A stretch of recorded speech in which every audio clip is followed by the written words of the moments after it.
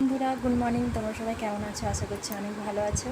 তো আজ হচ্ছে রাধা অষ্টমী। তো রাধা অষ্টমীতে আমি কী করছি, মানে রাধার জন্য কী বানাচ্ছি সব তোমাদের সাথে শেয়ার করব। দেখতে থাকো, পুরো লাস্ট অবধি ভিডিওটা দেখবে। আর যদি ভালো লেগে থাকে একটা লাইক করে দেবে। তো চলো বন্ধুরা, দেখতেই পাচ্ছ আমি সব কাটাকুটি করে নিয়েছি। আমার রাধার আজকে জন্মদিন বলে কথা, সব কিছু রেডি করে নিয়েছি। এটা হচ্ছে তালফুলির জন্য রেখে দিয়েছি। এটা হচ্ছে লুচি বানাবো। তো কড়ার দিকে কেউ কমেন্ট করো না কড়াটা দেখে, কেন কি কড়াটা হচ্ছে 10 তার। তো ওটা আমি লুচি করার জন্য যেই তেল দিয়েছি ওটা গরম হয়ে গেছে, তারপর ভাজাভুজি করতে তো আরও খারাপ হয়ে গেছে। তো আমার তো দেখতেই পাচ্ছ আমার পুজো দিয়ে দিয়েছি, কেন কি আমি তো একা হাতে করছিলাম, তো একা হাতে আমি অতটা ভিডিও করতে পারিনি।